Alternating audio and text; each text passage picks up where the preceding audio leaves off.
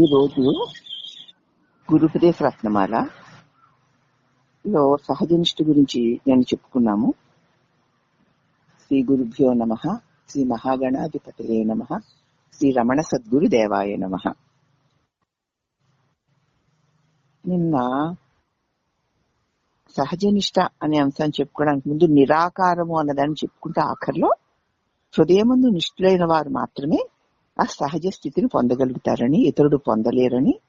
ఎందుకు పొందలేరు అంటే మనస్సుకి మెలకువలో తలంపులు ఉంటాయి. మన మెలకువలో ఉన్నప్పుడు తలంపులు ఉంటాయి కదా, నిద్రలో మరుపు ఉంటుంది.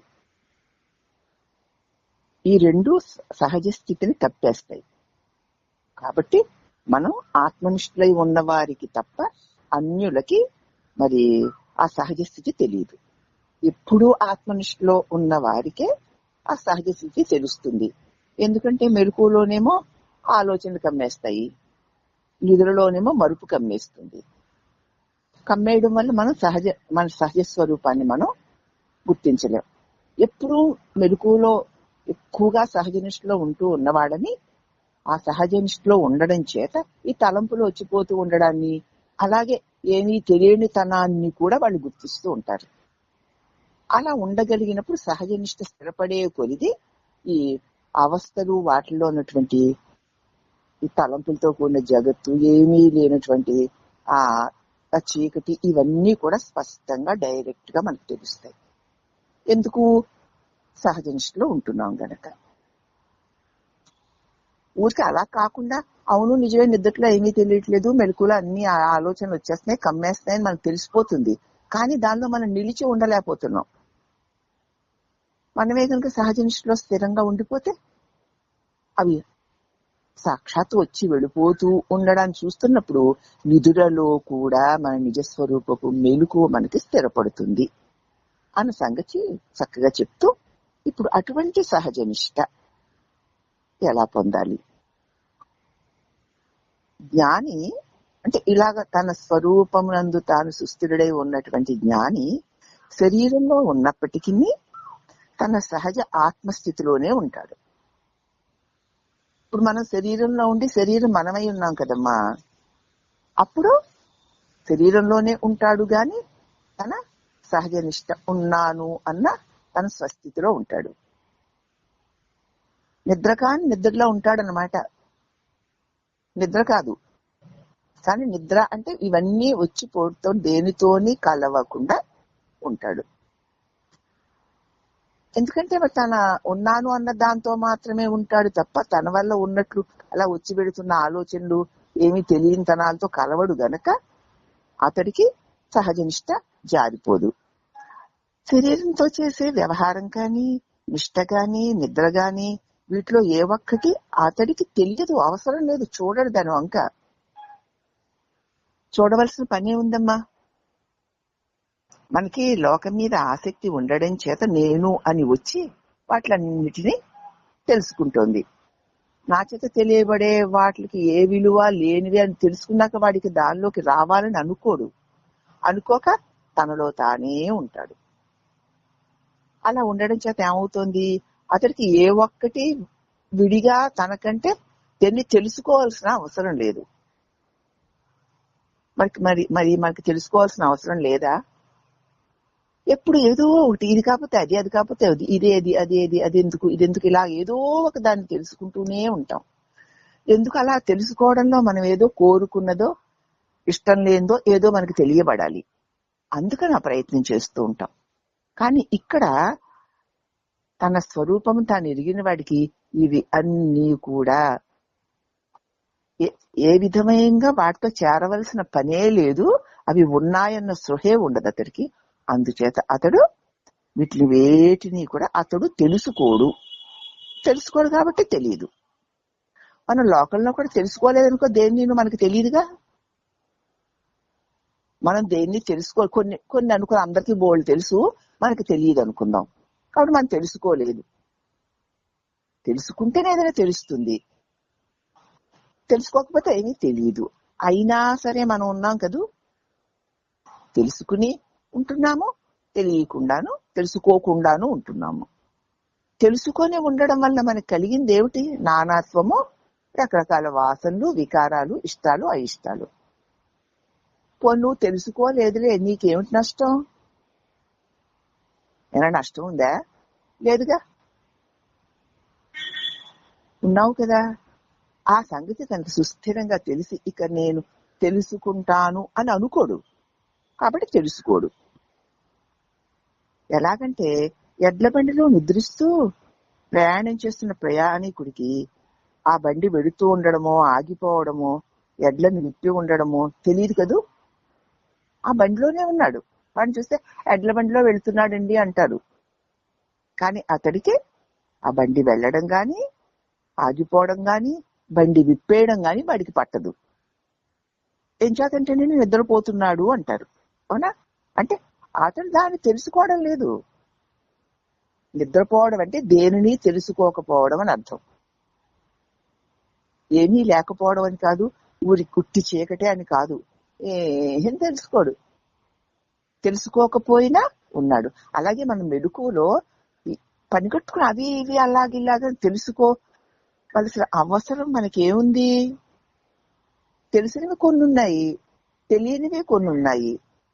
తెలిసిన వాని వల్ల వచ్చిన ప్రయోజనం ఏమిటి, తెలియకపోతే వచ్చిన నష్టం ఏమిటి అని చూస్తే తెలిస్తే బోళ్ళని ఉంటాయి. ఇక వాటిని మరణం చేసుకుంటూ తిరుగుతూ ఉంటాం. తెలియకపోతే ఏమీ ఉండవు. అప్పుడు ఏ అలజడి లేకుండా నిశ్చింతగా ఉంటాం. కాబట్టి ఇదంతా తెలుసుకోవడం, తెలుసుకోకపోవడం మీదనే మన మెలకువ, కళ, నిద్ర అనే అంశాలు ఉండగలుగుతున్నాయి. తెలుసుకుంటే మెలకువ, తెలుసుకోకపోతే నిద్ర. ఎవరు? నేను మరి అది తెలుసుకోకపోయినా ఉన్నాను, బోలెడని తెలుసుకున్నా ఉన్నాను. తెలుసుకోవడం వల్ల ఉన్న ప్రయోజనం ఏమిటి, తెలుసుకోకపోతే వచ్చిన నష్టం ఏమిటి అంటే తెలుసుకోవడం వల్ల వచ్చిన ప్రయోజనం ఏదీ లేదు, సరికదా. ఆ తెలుసుకున్న వాటి మీద వ్యామోహం పెరుగుతుంది. అదే మళ్ళీ క్రియలుగా మారి జన్మ పరంపరలో పడేస్తుంది. తెలుసుకోలేదు, ఏమీ నష్టం లేదు, పైగా అశాంతి లేదు. ఎందుకంటే తెలుసుకుంటోన్నా ఉన్నాను, తెలుసుకోకపోయినా ఉన్నాను. నాకు తెలియదండి అంటూ ఉన్నాం కదూ మనం, నాకు తెలుసు అని కూడా ఉన్నాం కదూ. నువ్వు ఉండడానికి, నీకు తెలిసినా తెలియకపోయినా నువ్వు ఉండడానికి ఏ ఢోకా లేదు, నువ్వు ఖచ్చితంగా ఉన్నావు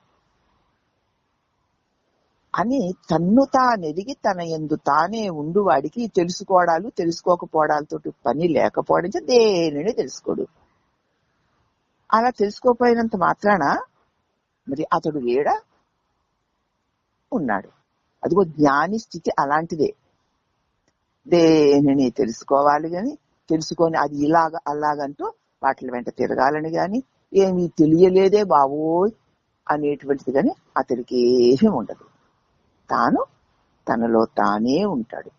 దాన్ని మనకి భగవద్గీతలో 2 చోట్ల అతి స్పష్టంగా చెప్పారు. 6వ అధ్యాయంలో యస్వాత్మ రతిదేవస్య ఆత్మతృప్తస్య మానవః ఆత్మన్యేవ సంతుష్టః తస్య కార్యం న విద్యతే. తన యందు తానే హాయిగా రమిస్తూ ఉంటాడు. అతనికి తెలుసుకుంటే ఏమిటి, తెలుసుకోకపోతే ఏమిటి? ఆ కార్యాల్లోకి వెళ్ళవలసిన పనే ఉంది అని ఒక శ్లోకం. తర్వాత 2వ అధ్యాయంలో స్థితప్రజ్ఞ లక్షణాలు చెప్తున్నప్పుడు ఎలా ఉంటాడు స్థితప్రజ్ఞుడు అంటే, ప్రజహాతి యథా కామాన్ సర్వాన్ పార్థ మనోగతాన్. పూర్తిగా మనసులో ఇది చూడాలి, ఇది వినాలి, ఇది తినాలి, అది తెలుసుకోవాలి, ఇది చేసుకోవాలి అనేటువంటి అన్నిటినీ పూర్తిగా వదిలేశాడు. ఆత్మన్యేవ ఆత్మనా తుష్టః. తెలుసుకోవడాలు తెలుసుకోకపోవడాలన్న పని లేకుండా తన యందు తానే సంతుష్టుడై ఉంటాడు. అతడయ్యా స్థితప్రజ్ఞుడు అన్నారు. ఇక్కడ భగవాన్ కూడా అలాగా బండిలో కూర్చొని నిద్రపోతున్నటువంటి వాడు బండి వెళ్ళడాలు, ఆగిపోవడాలు, బండి విప్పేయడాలు కూడా ఏమీ పట్టించుకోకుండా తన మాటకి తాను ఎలా ఉంటాడో అలాగనే జ్ఞాని కూడా ఈ మెలకువలో ఏవో ఉండడాలు, వాటిలన్నిటినీ తెలుసుకోవాలనుకోవడం, నిద్రలో ఏమీ లేకపోవడం, పైగా నాకు తెలియదు అనేటువంటిది అవసరం లేకుండా తనలో తానే ఉంటాడు. అలా ఉన్నవాడి స్థితి జ్ఞానికి. వాడికి అవస్థల్లో ఉన్నటువంటి దేహాల యొక్క, ఆ దేహాలకు ఉన్న స్థితిగతుల యొక్క ఏ విషయము పట్టదు, పట్టించుకోడు కనుక హాయిగా తన మాటికి తాను ఉంటాడు అని దీని అర్థమమ్మ. ఈ భావాన్ని శ్రీ భగవాను 21వ వచనంగా చెప్పారు. ఎడ్ల బండిలో నిద్రపోయే ప్రయాణికునికి ఆ బండి వెళ్ళడము, ఆగడము, ఎడ్లని విప్పేసినప్పుడు బండి వేరుగా ఉండడము ఎలాగ తెలియవో, అలాగే బండి వంటి మృణ్మయ శరీరం, మన శరీరం ఆ బండి లాంటిదే. ఆ బండికి ఎట్లాగా స్వయంగా కదలికలు లేవో అలాగే ఈ శరీరానికి కూడా కదలికలు లేవు. బండి వంటి మృణ్మయ శరీరమును ధరించిన జ్ఞాని ఈ శరీరంలో నిద్రపోకుండానే నిద్రపోతూ ఉంటాడు. దీనిలోనే ఉన్నాడు మళ్ళీ ఆ బండి లాంటి శరీరం ఇదిను. ఆ బండి కదలడం గాని కదలకపోవడం గాని, ఆ ఎడ్లు విప్పేయడం గాని కట్టి ఉంచడం గాని, ఎలాగా ఆ బండిలో నిద్రపోతున్న వాడికి తెలియదో అలాగే బండి వంటి శరీరంలో ఉన్నటువంటి జ్ఞాని ఈ శరీరం నిద్రపోకుండా తాను నిద్రపోతూ ఉంటాడు. శరీరం కదిలితే ఏవో పనులు చేస్తూ ఉంటుంది. దాని మీద ధ్యాస లేదు అతడికి. శరీరం మీద మనకలాగా ఏ ధ్యాస లేదు. శరీరం మీద మనకి ఎందుకు ధ్యాస ఉంటుందంటే శరీరం ద్వారా తెలియబడే విషయాల మీద మనకి ఆసక్తి ఉంది గనక. అటువంటి ఆసక్తి లేదు. ఆ ప్రారంభదోషాల శరీరం కదులుతుంటుంది. వాటిలో ఏ ఒక్క పని మీద అది కదిలినా కదలకపోయినా, పనులు చేసినా చేయకపోయినా ఏ విధమైనటువంటి అవరోధము లేకుండా తాను నిశ్చింతగా ఉంటాడు, నిద్రపోతూ ఉంటాడు. దీన్ని ఎన్నోసార్లు చెప్పుకున్న శ్లోకం ఏమిటి? దానిలోనే ఉంటుంది. యా నిశ సర్వభూతానం తస్యాం జాగతి సంయమి తస్యాం జాగతి భూతాన్ని సా నిశ పశ్యతోమని.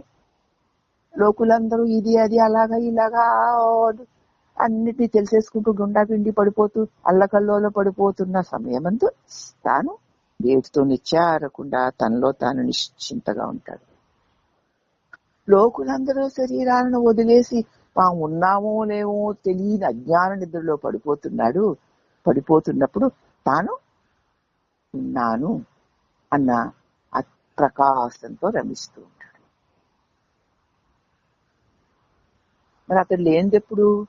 అందరూ తిరుగుతూ ఉన్నప్పుడు, అందరూ అన్ని పనులు చేసుకుంటూ అన్నీ తెలుసుకుంటూ ఉన్నప్పుడు అతడు ఆ శరీరంలో ఉన్నను దేనిని తెలుసుకోవలసిన అవసరం లేక తానుగా ఉన్నాడు. అందరూ శరీర పనులన్నీ వదిలేసి అజ్ఞానపూర్వక నిద్రలో పడిపోయినప్పుడు కూడా తాను స్వస్థితుడై ఉన్నాడు గనక తాను ఉన్నానన్నటువంటి ప్రకాశంతో ఉన్నాడు. అది జ్ఞాని యొక్క స్థితి. అలా ఉంటుంది. తెలిసి ఎన్నో తెలుసుకున్నాంలే, ఏమిటి ప్రయోజనం? ఏమీ తెలీదు, ఏమిటి నష్టం? నువ్వు లేకుండా పోలేదుగా. అందుకే భగవాన్ కూడా అన్నారు, అనేక శాస్త్రాలు నేర్చి లోక విషయాలు అనేక విషయాలు అనేక మందిని గురించి అనేకవి తెలుసుకుని ఆఖరికి దానివల్ల ఏ ప్రయోజనము లేదు అని ఎవడు గ్రహిస్తాడో వాడికి ఈ తెలుసుకోవడము అనేటువంటి శాస్త్రంలోకి వెళ్ళడు. ఇంకేముంది? ఎన్ని తెలుసుకుంటే ఏమిటి, ఎన్ని నేర్చుకుంటే ఏమిటి, ఎన్నెన్ని వింటే ఏమిటి, ఎన్నెన్ని చూస్తే ఏమిటి, ఎన్ని తింటే ఏమిటి, ఎన్ని తెలుసుకున్నా నీకు వచ్చినటువంటి గొప్ప లేదు. ఏమీ తెలుసుకోని వాడికి వచ్చిన నష్టము లేదు. ఏమి తెలియని వాడు అలాగే ఉన్నాడు తనకు తానుగా. అతడు లేకపోవడం లేదు. అన్నీ తెలుసుకున్న వాడికి కొత్తగా కొమ్ములిచ్చి ఏదో ఉండడం అన్నది లేదు. తెలుసుకోవడం వల్ల పెద్ద ఘనుడము, మేము పండితులము, మేము వేదాంతులము, మేము అది ఇది ఇంకా లేకపోతే సైంటిస్టులము, పలానా డాక్టర్లు, ఇంజనీర్లు, కలెక్టర్లు, రాజకీయ నాయకులు, కోట్లీశ్వర్లు, ఇంత గొప్పవాళ్ళు అంత గొప్పవాడు, అన్ని చేశారు ఇన్ని చేశారు, అన్నీ చేశారు అని అన్నీ చేసినా వాడికి వచ్చిన ప్రయోజనం ఏమిటి? నేను ఇంత గొప్పవాడిని కదా అని ఒక తాత్కాలికమైన తృప్తి. కానీ ఆ చేసిన వాళ్ళు ఎంతో మంది వెళ్ళారు. వాళ్ళు ఎవరికి గుర్తున్నారు? ఎవరన్నా గుర్తుపెట్టుకుంటారు? ఎంతమంది ఉన్నారో అలాంటి వాళ్ళు ఎవరు గుర్తుపెట్టుకుంటారు? ఇలాగా 4 రోజుల క్రితం చచ్చిపోయిన వాడు ఈ రోజు తలుచుకునేవాడే లేడు. మరి నువ్వు ఎన్నెన్ని తెలుసుకుని ఎంతంత గను ఇంత సంపాదించా, అంత సంపాదించా, ఇంత చేసా, అంత చేసా అనుకోని అవి ఇవి చేస్తూ దానిలో పడి దొరికి ఇవి తెలుసుకుని అవి తెలుసుకుని ఆఖరికి నువ్వు పొందేదేమిటి? దేని ద్వారా తెలుసుకుంటున్నావో అది ఆ శరీరమే నేను అనుకోవడం చేత తెలుసుకోవడానికి పరికరమైన శరీరం పడిపోయేసరికి దిక్కులేని వాడివి అయిపోతున్నావు. అవునా? ఇది తెలుసుకోవాలి అనే పని పెట్టుకున్నావు గనక పరికరం కావలసి ఉంది గనక పరికరం పోయేసరికి అల్లాడిపోతావు. ఎందుకు తెలుసుకోవాలి? తెలిస్తే ఏమిటట? తెలుసుకున్న వాళ్ళందరూ అధికంగా పొందిందే ఉంది. ఇప్పుడు నేను తెలుసుకోలేదు, నాకు నష్టం ఏమిటి? తెలిసింది, లాభం ఏమిటి? అయ్యో నీకు తెలియదా, నాకు తెలుసు అన్నారని తెలియదు, అయితే ఏంటి నష్టం? ఏమైనా నీ వజ్రాలు వైడూర్యాలు పోయాయా? తెలుసుకోవడం కొత్తగా ఏమైనా కిరీటాలు వచ్చాయా అని కనుక ఆలోచిస్తే ఈ తెలియట తెలియకపోవుట అన్న వాటికి ఏ విలువ లేదు. అవి తెలిసినా నేనున్నాను, తెలియకపోయినా నేనున్నాను. అలాగనే తెలియకపోయినా ఉన్న నేను శాంతి సౌఖ్యాలతో ఉన్నాను. తెలిసినప్పుడు ఉన్న నేనే అలజడిని సృష్టించుకుని దుఃఖితుడై ఉన్నాను. మెలకువలో అదేగా, నిద్రలో శాంతిగా ఉన్నావు కదా. అందుచేత ఈ తెలిసేసుకుని ఇంత గొప్పవాడం అంత గొప్పవాడం అదిలాగా అన్నంత మాత్రాన్ని నీకు కొత్తగా వచ్చినవి ఏవీ లేవు. పైగా గందరగోళాలు వస్తాయి. ఏమీ తెలియని అజ్ఞానం నిద్రలో పడి ఉండదు. నువ్వు మొద్దువి, ఎద్దువి, పశువి, రాయివి, రప్పవి కాదు. నాను అని సదా ప్రకాశించే ప్రజ్ఞాస్వరూపానివి. అట్టి నీకు తెలుసుకోవాల్సిన అవసరమే లేదు అని దేనిని తెలుసుకోకుండా తానుగా ఉంటాడు. కాబట్టి మృణ్మయమైన శరీరాన్ని ధరించిన జ్ఞాని శరీరంలో నిద్రపోతుంటాడు. అది నిద్రపోతుంటాడు. ఇంద్రియాలతో అవి తెలుసుకోవాలి, ఇది తెలుసుకోవాలి, ఇది అనుభవించాలి, అది అనుభవించాలి, ఇది కావాలి, అది కావాలి. మీ శరీరం ద్వారా అందే వాట్ల కోసం వెంపర్లాడ్డు. అతడు పట్టించుకోడు కాబట్టి ఈ శరీరంలో నిద్రపోతూ ఉంటాడు. అందుచేత వాడికి శరీరస్థమైనటువంటి కర్మలు, వాటి వల్ల వచ్చే ఫలితాలు అవేవి ధ్యానం చేయడం, మళ్ళీ ధ్యానంలోంచి బయటికి రావడం, నిద్రపోవడం, మళ్ళీ మెలకు రావడం, ఇలాంటివేవి అతడికి తెలియవంటే తెలుసుకోడు, పని లేదు కాబట్టి. ఉన్నది 40లో 31 పద్య భావాన్ని మనం ఇక్కడ చెప్పుకోవచ్చు. ఇప్పుడు అర్థమైందమ్మా, చాలా క్లియర్ గా ఉంది కాబట్టి. ఇదిగో ఏం తెలుసుకుంటే మాత్రం నాకు ఒరిగింది ఏమిటి? ఈ పంచ జ్ఞానేంద్రియాల ద్వారా ఈ ప్రపంచంలో దేనిని తెలుసుకుంటే, దేనిని పొందితే మాత్రం నాకు ఒరిగింది ఏమిటి? ఏమీ తెలుసుకోకపోతే వచ్చే నష్టం ఏమిటి? నిద్రలో పూర్తి అయోమయంలో, అజ్ఞానంలో నేనున్నాను కూడా తెలియని సమయంలో కూడా నేను ఆనందంగా ఉన్నాను కదా అని తన స్వరూపము తాను ఆనంద స్వరూపముగా దేనితోటి చేరకుండా ఉన్న తాను నిజస్థితి కలిగిన వాడై ఉన్నాడు కాబట్టి అతడు తన స్వరూప స్థితిలో తాను ఆనందంగా ఉంటాడు. ఇప్పుడు ఈ స్థితి ఏమిటి, దేని గురించి చెప్పాడు? సహజ నిష్ఠ అంటే అదేమన్నా నిష్ఠ ఏమన్నానా? ఉందది, నువ్వే అయ్యున్నావు అంతే. నువ్వుగా ఉండు. నువ్వెవరివి? దేనితోటి అవసరం లేకుండా, దేహంతో గాని, ఇంద్రియాలతో గాని, ఇంద్రియ విషయాలతో గాని అవసరం లేకుండా, వాటినన్నిటిని తెలుసుకోవడంతో కానీ తెలుసుకోకపోవడంతో కూడా పని లేకుండా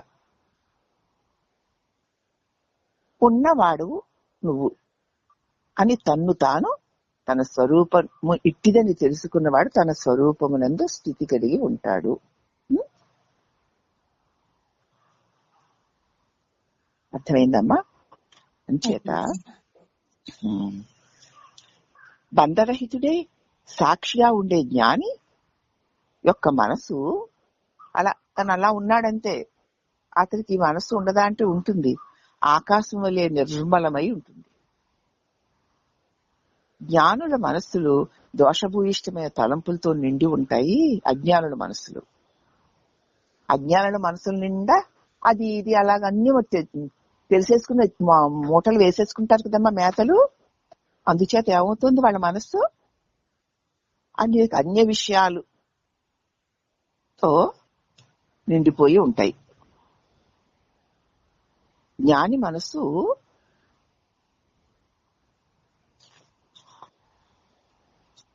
అజ్ఞానుల మనసులు దోషభూయిష్టమైనటువంటి తలంపులతో నిండిపోయి ఉంటాయి. జ్ఞాని వద్దకి అజ్ఞానులు వచ్చినప్పుడు వారి తలంపులు శుభ్రమైన అద్దము వలె ఉన్న జ్ఞాని మనసులో ప్రతిబింబిస్తాయి.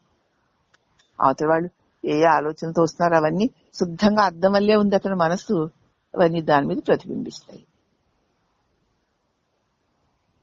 అందువల్ల లోకులు ఆ జ్ఞానిని వశపరుచుకున్నట్లు భ్రమిస్తారు, తెలివి తక్కువగా ప్రవర్తిస్తారు. అమ్మో, మన మనసులో ఉన్నవన్నీ ఆయనకు తెలిసిపోతున్నాయి, ఆయన మనం వశీకరణం చేసేసుకుంటాడు అనుకుంటారు. ఎందుకంటే ఆయన ఏమీ లేకుండా నిర్మలంగా అలా ఉన్నాడు. అంత నిర్మలంగా ఉండడం చేత అవతల వ్యక్తుల యొక్క మనసుల్లోని ఆలోచనలు, వికారాలు దాని మీద ప్రతిఫలిస్తున్నాయి. అప్పుడు వాళ్ళు ఏమనుకుంటారు, అమ్మో మనల్ని వశీకరణం చేసేసుకున్నాడు, మనలో ఏమున్నాయి అవన్నీ ఆయనకు తెలిసిపోతున్నాయి బాబోయ్ అని భ్రమిస్తారు వాళ్ళు. ఆయన తెలుసుకోవాల్సిన పనే ఉంది, అసలు తెలుసుకోవాలి అన్న ధ్యాసే అతనికి లేదు. తను స్వచ్ఛంగా ఉంటాడు. ఇప్పుడు అద్దం ఉందనుకోమ్మా, ఆ అద్దం ముందుకి నేను రాజుగారు వస్తేనే ప్రతిబింబాన్ని చూపిస్తా, ఇంకెవ్వరు వచ్చినా చూపించను అంటుందా అర్థం?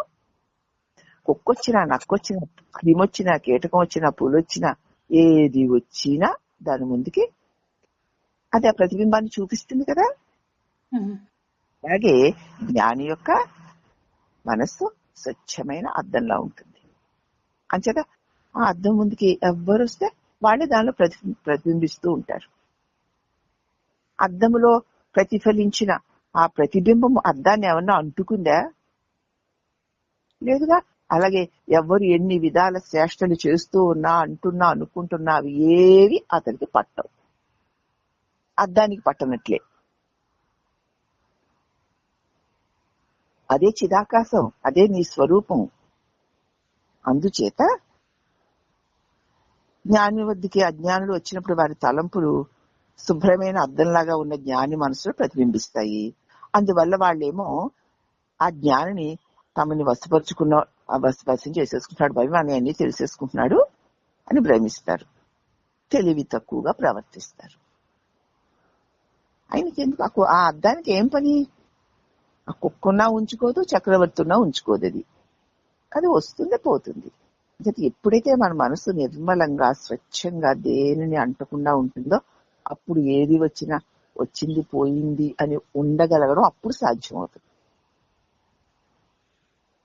నీ మనసు ఆసిద్ధమైన అర్థంలా ఉన్నప్పుడే, దేని మీద ఏ ఆసక్తి లేకపోయినప్పుడే, దేనిని తెలుసుకోవాలి అనేటువంటి కాంక్ష నీకు లేకపోయినప్పుడే శుద్ధమైన అర్థంలా ఉంటుంది. ఉన్నప్పుడే ఆ అర్థంలోకి ఎన్ని వచ్చినా అన్ని పోతున్నట్లు, దేన్ని వచ్చినా దాన్ని ప్రతిబింబం చూపిస్తోన్నా దానికి ప్రతిబింబమే అర్థానికి ఆ ప్రతిబింబం అంటున్నట్లు నీ యందు అన్ని ఏవో వచ్చి వెళుతున్నా అవి నిన్నేమి అంటవు, అన్ని పోతూ ఉంటాయి, నిశ్చింతగా ఉంటాడు. అప్పుడు వాడు దాన్ని పోనీ అన్నాడు అంటే అర్థం ఉంది. త్రిగుణాలలో శ్రేష్టమైన సత్వగుణాన్ని కూడా దాటినటువంటి సహజ నిష్టలో జ్ఞానులు జీవిస్తారు. సత్వగుణంలో కూడా నేను ఇంత బాగున్నాను, నేను అంత బాగున్నాను, నాకు అన్నీ తెలుస్తున్నాయి, నేను అన్ని తెలుసుకోగలుగుతున్నాను, అలాగా నాకు ఈ భగవంతుడు కనిపించాడు, లేకపోతే ఇది చేశాను అది చేశాను అనేటువంటి సత్వగుణం మిగతా గుణాల కంటే గొప్పదే అయినా దాన్ని దాటిపోవాలి. గుణాతీతుడు కావాలని చెప్పాడు కదా భగవంతుడు. ఆ స్థితిలో ఉంటారు వాళ్ళు. కర్తృత్వ బుద్ధితో కలవరపడే బుద్ధిహీనుల కళ్ళకి దోషపూరితమైన రాజస గుణాలు కలిగిన వారి వలె కొన్ని సమయాల్లో వాళ్ళు కనిపిస్తారు. నేను నాది అంటూ కర్తృత్వ బుద్ధితో కలవరపడుతున్న బుద్ధి కలిగిన వాళ్ళ కళ్ళకి దోషపూరితమైన రాజస గుణాలతో వాళ్ళు ఉంటారు గనక వారి గుణాలే ఆయనకి ఉన్నాయి అన్నట్లు వాళ్ళు అనుకుంటారు. నీ నీ బుద్ధికి ఏది తోస్తుందో దాన్నే చూస్తావు తప్ప నీ బుద్ధిలో లేనిదా నువ్వు చూడలేవు కదా. మరి నీకు సత్వగుణాన్ని కూడా అధిగమించినటువంటి ఆ అద్దము వలె నీ అంతఃకరణ లేకపోవడం చేత నీ అంతఃకరణ ఉన్న భావాలని ఆ అద్దము వంటి గురుదేవుని యొక్క అంతఃకరణలో కూడా నువ్వు చూస్తూ ఉంటావు ఉన్నాయి అని.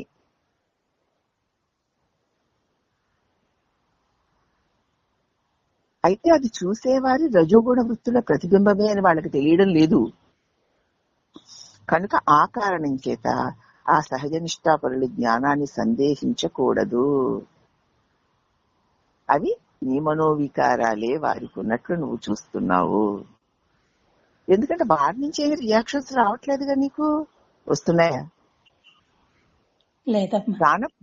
మరి రానప్పుడు మరి వారికి ఇవి ఉన్నాయి అవి ఉన్నాయి, వాళ్ళు ఇలా చేశారు అలా చేశారు, నేను ఇలా అలాగా అలా అంటూ నువ్వు ఏదైతే అనుకుంటున్నావు అవన్నీ వారికి కూడా ఉన్నాయని చూడడం నీ బుద్ధి దోషం తప్ప వారికి ఉన్నాయని అంటగట్టి చూడకూడదు. మహాత్ములైన జీవన్ముక్తులకి ఎవరైనా దోషాన్ని అంటగడితే వారు ఈ జన్మలో ఘోరము చేసిన వారు అవుతున్నారు. మహాత్ములైన జీవన్ముక్తులకి ఎవరైనా సరే దోషపూర్ణంగా అలాగా ఇలాగా ఇలా అంటారు గాని అలా అంటారు గాని అనుకుని ఇష్టమైన భావాలు అంటగట్టి అందుకే గావును ఇందుకే గావును అనుకుంటూ మీ ఆలోచనలు అవతల వ్యక్తికి కూడా ఉన్నాయన్నట్టుకుని ఎవరైతే అంటగట్టి చూస్తారో వారు ఈ జన్మలోనే ఘోరము చేసిన వాళ్ళు అవుతున్నారు. అదే మహాఘోరమైన పాపం అంట. వారు ఆ పాపభారాన్ని వచ్చే జన్మలో తప్పక అనుభవించవలసి వస్తుంది. ఈ జన్మలో అనుభవించడానికి ప్రారంభం దేనికోసం వచ్చిందో అది పూర్తయితే శరీరమే పోతుంది కాబట్టి తప్పకుండా మరు జన్మలో అనుభవించాలి. అందుకే ఎవ్వరి గురించి ఇలాగా అలాగా అందుకే గౌనాలు అలా అన్నారు, అందుకే గౌనులు ఇలా అన్నారు, అదే మరి ఇదే మరి నీ భావాలు వాళ్ళకి అంటగట్టి చూస్తాం మనం. ఏమో వాళ్ళు ఎలా ఉన్నారో మనకి ఏం తెలుసు? ఆ తెలుసుకోవాల్సిన పని ఏంటి మనకి? చెప్పు, ఏమైనా పని ఉందా మనకి? తెలుసు నష్టం ఏమిటి నీకు? అలా ఎవరైతే నిశ్చింతగా తెలుసుకోవడాలు తెలుసుకోకపోవడాలు అలాగే నా మనోభావాలు వాళ్ళకి అంటగట్టి చూడడానికి ఎవరి ఓహో అందుకేనా అన్నారంటే వాళ్ళ బుద్ధి మనకి వాళ్ళ లక్షణం మన మీద వేశారనే అర్థం. అవసరం ఏముంది? అది తెలియకుండా వాళ్ళ మనోగతమైన దోషాలు మరి మహాత్మైన జీవన్ముక్తులకి పట్ల చూస్తే వారు ఈ జన్మలో ఘోరమనర్చిన వారు అవుతారు. ఎందుకంటే గొప్ప గొప్ప జ్ఞానులు, పండితులు, సత్కార్యాలు చేసేటువంటి మహాత్ములు వారి యొక్క ప్రబోధలు మనం వింటున్నప్పుడు వాళ్ళని వాళ్ళు చెప్తున్న బోధ కోసం కాకుండా ఆ వ్యక్తి యొక్క వ్యక్తిగత విషయాల జోలికి నువ్వు వెళ్ళావు అంటే దూషించి తీరుతావు. దోషం నీకు కనపడుతుంది, అప్పుడు దూషిస్తావు. కాబట్టి సాధు సత్పురుషుల్ని ఏ మాత్రము, ముఖ్యంగా ఆచార్యుల్ని ఏ మాత్రము నింద చేసినా, ఇంకా ఆచార్య నింద, గురు నింద అంత మహాపాపం ఇంకొకటి లేదు. సత్పురుషుని నిందించాడా, నీ దోష దృష్టి వేసి చూశాడా, దానంత ఘోర పాపం ఇంకొకటి లేదు. ఎందుకంటే దృష్టి దోషం, ఆ దోషం నీది తప్ప అసలు నీకెందుకు? నీకేం కావాలి? పోనీ ఏదో కావాలని వెళ్ళావు, అక్కడ నీకు కావాల్సింది ఏదో అది తీసుకుని వచ్చేయి. అది మానేసి ఇంక అన్నీ తీసుకొస్తావు. అవునా?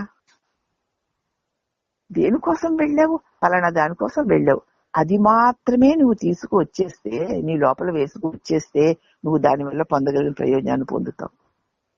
అది మానేసి నువ్వు ఏం తీసుకురావడానికి వెళ్ళావో అది తెచ్చుకోవడం మానేసి ఇంకెక్కడెక్కడవో ఏవో పనికి మాలినవన్నీ ఎక్కించుకొస్తావు. ఈ గుళ్ళకి, గోపురాలకి, తీర్థాలకి, యాత్రలకి వెళ్లే వాళ్ళందరూ కూడా అసలు ఎందుకోసం గుడి దగ్గరికి వెళ్ళారో అక్కడ వాళ్ళు ఏం పొందారు ఆ అనుభవాన్ని మర్చిపోతారు. వాళ్ళు వచ్చారు, వీళ్ళు వచ్చారు, ఇక్కడ ఇవి కొన్నాం, అవి కొన్నాం, అవి చూసాం, ఇవి చూసాం, ఆ ఊళ్ళో అది ఇవన్నీ మోసుకొస్తారు. అందుక మనం కాశీ కైలాసం వెళ్ళడం. అసలు విషయం మాత్రం మేము వెళ్ళాం కాశీ 9 రాత్రులు 9 పగళ్ళు ఉన్నట్టు. ఏం చేసావు 9 రాళ్ళు 9 రాత్రులు అది చూసావు, ఇక్కడ చూసావు, ఇక్కడికి వెళ్ళాం, అక్కడికి ఏం చూసావు? చూసినప్పుడు నీకు ఏమనిపించింది? అప్పుడు నీ అనుభూతి నీ లోపల ఏది ప్రతిష్టమై ఉంది? అదిగో దానికోసం వెళ్ళావు కాబట్టి ఆ అనుభవాన్ని లోపల ప్రతిష్ఠ చేసుకుని వచ్చేసాయి. ఇంకంతే, అది ప్రయోజనం. ఆ ప్రయోజనం ఉండదు. అలా అయింది, ఇలా అయింది, పలానా రోజు ఇక్కడికి వెళ్ళాం, అక్కడికి వెళ్ళాం, అది చూసాం, ఇది చూసాం, వాళ్ళు వీళ్ళు వచ్చారు, అవి కొన్నాం, ఇది కొన్నాం, ఇవన్నీ మోసుకు తెచ్చుకోవడం. అసలు ఎందుకు వెళ్ళావో అప్పుడు నిజంగానే వెళ్ళాం, మనకు అక్కడ గొప్ప అనుభవం కూడా కలిగింది, దాన్ని తప్పించి మిగతా అన్ని చెప్తాం. దానివల్ల ప్రయోజనం ఏమిటి? ఏ ప్రయోజనం కోసం వెళ్ళావా అది తెచ్చుకుని ఒక్కదాన్ని మాత్రమే మననం చేసుకోవాలి తప్ప ఒకదాని కోసం వెళ్ళి అనేకాన్ని మోసుకు రాకూడదు. ఎందుకంటే నీకు అనేకం కావాలి, అది తెలుసుకోవాలనేటువంటి ఆ తెలుసుకోవాలనే కాంక్ష ఏం చేస్తుంది? నిన్ను అనేకత్వంలోకి తోసేస్తోంది. అటువంటి వారు తమ బుద్ధికి ఏది ఎలా తోస్తే అదే సత్యమని, అదే గొప్పదనుకుని, దానికంటే ఇతరుడు వారి యొక్క వ్యవహారాలు తక్కువ అనుకుని ఎంత గొప్ప జ్ఞానులైనా సరే వీళ్ళ దోష దృష్టితో చూస్తారు కాబట్టి దూషిస్తారు. కనీసం నోరుతో అనుకుని లోపలైనా అనుకుంటారు. నోరుతో కూడా అంటారులే, ఎందుకంటారు కానీ దానివల్ల నీకు ఒరిగేది ఏమీ లేదు. సరి కదా, ఆ దోషం నీకు మహాఘోరమైన పాపం చేసిన వారు అవుతారు అంటున్నారమ్మా. అది ఇప్పుడు డియర్ స్వామి వాళ్ళైతే ఆచార్య నిందంత పరమ పాపం ఇంకొకటి లేదట. ఎప్పుడు నీ దృష్టితో నువ్వు చూస్తున్నావు, నీ దోషాలు ఆచార్యునికి అంటగట్టి చూసావా, అంతకంటే నింద. అందుకే భగవద్భక్తులు ఎవ్వరి మీద నువ్వు నిందేసి చూసినా సరే దూషించకూడదు. నీకెందుకు? అతనిలో భగవద్భక్తిని మాత్రం చూసి వచ్చేసేయి, మిగతావేవి నువ్వు తీసుకోకు. అంటే మనం తీసుకోండి దానికోసం వెళ్ళి అక్కర్లేని వాటి ఆసక్తి ఉండడం అవన్నీ తీసి తెచ్చుకుంటాం. ఇంకా తెచ్చుకున్న వాటిని నెమరు వేసి ఊరుకోం, మళ్ళీ నోటితో 10 మంది దగ్గర వెదజల్లుతాం. మరి మహాపాపం కాదు అంటున్నారు. అందుచేత నూనె కారుతున్న గానుగ కొయ్యకు భగవద్రూపమైన శివలింగానికి భేదము తెలియక రెండింటినీ ఒకేలాగున నాకే కుక్కలాంటి నీచులు వాళ్ళు. గానుగు కొయ్య నూనె ఆడిన తర్వాత ఆ గానుగు కొయ్యకి నూనె అంటుకుంటుంది, ఆ నూనె కారుతూ ఉంటుంది. అలాగే మనం శివలింగానికి అభిషేకం చేస్తూ ఉంటాం, అది నూనె కారుతూనే ఉంటుంది. దానికి ఇది శివలింగమా ఇది గానుగు కొయ్య అని తేడా, దానికి కావాల్సింది ఆ నూనె. అలాగనే నూనె కారుతున్న గానుగు కొయ్యకి భగవద్రూపమైన శివలింగానికి భేదం తెలియక రెండింటినీ ఒకేలాగు నాకే కుక్క లాంటి వారి నీచులు. జ్ఞానుడికి అజ్ఞానుల్ని వేరుగా చూడలేని వారే ఇద్దరికి ఒకే విధమైన అపచారాన్ని తలపెడతారు. సరే ఎంత కఠినంగా ఉందో. ఆ నూనె కొయ్యకి ఆ శివలింగానికి కూడా నూనె అంటుకొని ఉంది. దానికి కుక్కకి నూనె కావాలి. దాని ఆ నూనె కొయ్యని నాకంటే శివలింగాన్ని నాకు శివలింగం ఇది దేవుడు దానికి తెలుసా, దానికి కావాల్సింది. అలాగే దేవుడి పేరుతో వెళ్ళి లోక విషయాలను సేకరించుకు తెచ్చుకుంటారు. దానివల్ల పొందగలిగింది ఏముంది? అయితే అక్కడ ఏదో ఇంతో అంతో శాంతి భగవంతుని సన్నిధుల్లో కలుగుతుంది, అనుభూతి కలుగుతుంది. ఆ అనుభూతిని మననం చేస్తూ ఉండరు. అక్కడ జరిగినవి, ఇక్కడికి వెళ్ళినవి, అక్కడికి వెళ్ళినవి, అవి తిన్నవి, ఇవి తిన్నవి, ఇవి విన్నవి, అవి విన్నవి, వాళ్ళేమన్నారు అన్నవన్నిటినీ మననం చేసుకుంటారు. ఆయన దర్శనంలో కలిగిన అనుభూతిని మాత్రం మర్చిపోతారు. ఎందుచేత అంతఃకరణ నిండా విషయ ఆసక్తి ఉండడం చేత విషయాలనే మననం చేసుకుంటూ ఉంటారని అర్థం. ఇక సూర్యుని చూసి కుక్క మొరిగితే ఆ హేళన ఆ సూర్యుడికి అంటుకుంటుందా? అలాగే సూర్యుని వంటి అత్యంత జ్ఞానశక్తి తేజస్సు కలిగిన జ్ఞానులను అల్పులైన నీచుల మాటలు అంటుతాయా? పట్టించుకుంటేగా ఏది తెలుసుకోవాలని అనుకోడు, వాడికి తెలుసుకోవాల్సిన విషయమే లేదు ఆయనకి. వీళ్ళలాగా వాళ్ళలాగా తెలుసుకొని దాని మీద పడి దొరలవలసిన పని ఆయనకి ఏముంటుంది? ఎవరు ఆ విషయాల మీద పడి దొరుకుతారో వాళ్ళకు అంటుకుంటాయి. ఆయనకి విషయాల మీద ధ్యాసే లేదు అని తెలుసుకోవాలి అని చెప్తూ సహజనిష్ట, ఇది సహజనిష్టలో ఉన్న వాడికి ఇంకేమిటమ్మా?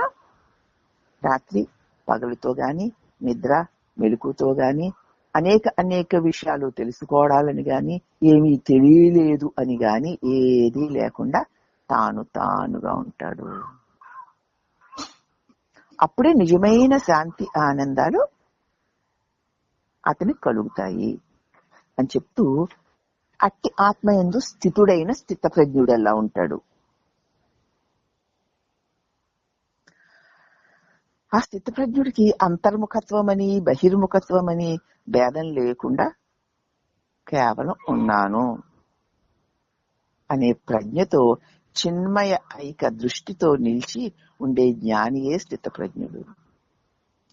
అంతర్ముఖమై దేహ ఇంద్రియ మనోబుద్ధులన్నింటినీ విడిచిపెట్టి నేనున్నాను అన్న దానితో నిలిచి ఉండడం అని పనేమీ లేదు. దీన్ని వదిలితే తప్ప నువ్వు దానిలో నిలబడలేవు. దీన్ని వదలడం, దానిలో దాని దగ్గర చేరుకోవడం అంతర్ముఖ దృష్టి అంటున్నారు కదా. ఈ శరీరంతో పాటు లోకమంతా తిరగడం బహిర్ముఖ దృష్టి అంటున్నారు. జ్ఞానికి అట్లాగా అంతర్ముఖ దృష్టి బహిర్ముఖ దృష్టి అనే భేదం లేదు. దేన్ని తెలుసుకోవాల్సిన అవసరం లేదు. అందుచేత కేవలం ఉన్నాను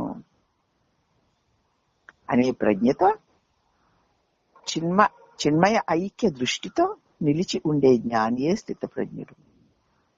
అట్లా తానుగా అలా ఉంటూ ఉంటాడు. అంతే. సూర్యుడికి దేన్ని తెలుసుకోవాల్సిన అవసరం లేదు, వెలుగుతూ ఉంటాడు. అవునా? అవసరం లేదు కాబట్టి తెలుసుకున్నాను తెలుసుకోలేదు అది మంచిది ఇది చెడ్డది ఇది తప్పు అది ఒప్పు అలాంటి భావాలు రావు. చెప్పాలి కనుక వచ్చే వెళ్ళేలేమ్మా నువ్వు ఉన్నావు కదా అని చెప్తాం. ఇంకా నీవు అనుభవంలో ఉన్నాక ఇంక చెప్పక్కర్లేదు. ఆత్మనిష్ఠుడై అహంకార వర్జితుడై శివస్వరూపుడై నిశ్చలుడై పూర్ణుడై మౌన స్వరూపుడై వెలుగొందే జ్ఞానియే స్థితప్రజ్ఞుడు. ఉన్నానన్న దానితోనే ఉంటాడు. అక్కడ నేను ఉన్నాను, నాకు అది తెలుసు, నాకు ఇది తెలియదు అన్నటువంటి ఈ నేను నాకు అన్నవి వాడికి ఉండవు. అలా శివుని వలె నిశ్చలంగా ఉంటాడు.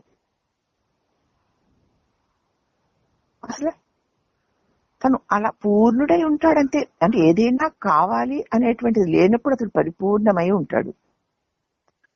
ఇప్పుడు ఇక మౌనమే స్వరూపమై ఉంటాడు. ఆ జ్ఞానియే స్థితప్రజ్ఞుడు. దాని స్థితప్రజ్ఞ లక్షణాల్లో దుఃఖేషు ఉద్విగ్నమనాః సుఖేషు విగతస్పృహః వీతరాగ భయక్రోధః స్థితిర్మునిరుచ్యతే. దుఃఖంలో ఉద్విగ్నుడైపోయి కదా, సుఖాల్లో ఉప్పొంగిపోతూ, రాగద్వేషాలు ఇష్టమైనవి జరిగితే ఓ పొంగిపోవడం, అయిష్టమైన జరిగితే కుంగిపోవడం అన్నవి లేకుండా రాగద్వేషాలు విడిచిపెట్టి స్థితప్రజ్ఞుడు తానుగా ఉంటాడు. ఇంకా దేహం ఉంది కనుక యస్సర్వత్ర నవిస్నేహ అన్నిటా అంతటా తన స్వరూపమునే చూస్తూ ఉంటాడు. అలాగే దేహం ఉంది కాబట్టి దీని ప్రారంభవశాన్ని ఏది ప్రాప్తిస్తే దానిని తత్తత్ప్రాప్య శుభాశుభం, శుభం వచ్చినా అశుభం వచ్చినా. నాభినందతి నద్వేష్టి, ద్వేషించడు, ఆహాను పొంగిపోడు. ఎందుకంటే పొందవలసింది ఏమీ లేదు ఆయనకి. పొందవలసింది ఏదైనా ఉంటే ఆహా నాకు ఇది వచ్చింది కదా అని పొంగుతాడు. అలాగని వదిలి ద్వేషించవలసింది కూడా ఏమీ లేదు. బాబోయ్ నాకు ఇది వచ్చిందని కొంగడు. ఎందుకు అవి వచ్చినా అవి వెళ్ళినా తాను అలాగే ఉన్నాడన్న తన స్వస్థితిలో సుస్థితుడై ఉన్నాడు గనక వాడికి వీటి యొక్క ఏ వ్యవహారాల వల్ల వచ్చే సుఖ దుఃఖాది ద్వంద్వాలు ఏమీ అతన్ని తాకవు. పట్టించుకుంటే పట్టుకుంటాయమ్మా. అది స్థితప్రజ్ఞుడి స్థితి అని చెప్తూ, ఇక ఇటువంటి ఓహో నేనెప్పుడు సదా ఉన్నాను అన్న దాంతో ఉన్నప్పుడు నేను దేహాన్ని అంటూ జడమైన దేహంతో తాను ముడిపెట్టుకోవడమే గ్రంథి అన్నారు కదా, చిజ్జడ గ్రంథి అన్నారు కదా. ఈ గ్రంథి ఇప్పుడు తెగిపోయింది, ఏ ముడి లేదు దీంతో కూడి ఉండవలసిన అవసరం లేదు, వదిలిపెట్టి అదేదో నేను కాదని తోసేయవలసిన అవసరం లేదు. అదేదో వస్తుంది వెళ్తుంది, నేనున్నాను అని ఉంటాడు. అదే గ్రంథి భేదనం అంటే. ఆ గ్రంథి భేదనం జరిగిన తరువాత ఏమిటి అంటే, చంచల మనసులైన పామరులు విషయాలతో సంబంధపడినటువంటి ప్రపంచాన్ని అంతటా చూస్తూ ఉంటారు. ఎంతసేపు ప్రపంచం ప్రపంచం ప్రపంచం, వెలుగు వచ్చిందంటే ప్రపంచ విషయాలు తెలుసుకోవడమే. అదేంటి ఇదేంటి వాళ్ళేంటి వీళ్ళేంటి, చంచలమైన మనసు. వాడు మాటికి ప్రపంచ విషయాలతో సంబంధపడినటువంటి ప్రపంచాన్నే చూస్తూ ఉంటారు, తెలుసుకుంటూ ఉంటారు, వింటూ ఉంటారు, తింటూ ఉంటారు, అంటూ ఉంటారు, అనుకుంటూ ఉంటారు వాళ్ళు. అయితే హృదయ గ్రంథి విచ్ఛేదమైన జ్ఞాని అహంకారం నశించిన కారణంగా ఇది తెలుసుకోవాలి, అది తెలుసుకోవాలి, అది వినాలి, ఇది వినాలి, ఇది పొందాలి, అది పొందాలి, అక్కడలాగా ఇక్కడలాగా అంటూ వాటితో ఏ విధమైనటువంటి అవసరము లేని జ్ఞాని సర్వమునకు ఆధారమై నిలిచిన ఆత్మ చిద్రూపమే అంతా చూస్తూ ఉంటాడు. ఏది ఎప్పుడు ఎక్కడ ఎలా ఉన్నానంటూ తనకి తానే వెలుగుతున్న చిద్రూపమే తానే చూస్తూ ఉంటాడు. ఎటువంటి బయట ఎన్ని రకాలు ఉండని దేని మీదకి వెళ్ళదు అతడికి, తన స్వరూప ప్రకాశము వైపుకే తాను ఉంటాడు. అనేక భేదాలతో చిత్ర విచిత్రంగా అన్య వస్తువులుగా గోచరించే ఈ ప్రాపంచిక దృశ్యం, అదేగా చిత్రంగా వేరే వేరే వేరే నాకంటే వేరుగా నాకు తోచేటువంటి ఈ ప్రాపంచిక దృశ్యం సూర్యుని వలె స్వయం ప్రకాశమైన జ్ఞాని దృష్టికి అన్యంగా గోచరించదు, తనకు తానే వెలుగుతున్నాడు. ఆ ప్రకాశంలో ఏమైనా ఉన్నాయో, ఏవేవో జరుగుతున్నాయని అనుకుంటాడు. వాటిని పట్టించుకోవాల్సిన పనే ఉంది సూర్యుడికి. లోకుల్ని, లోకుల విషయాలని, లోకంలో జరిగే అన్యాయాలని, అకృత్యాలని, ఘోరాలని, వైభవాల్ని పట్టించుకోవాల్సిన పని ఉందే. కానీ తాను వెలగడం మాంతాడా?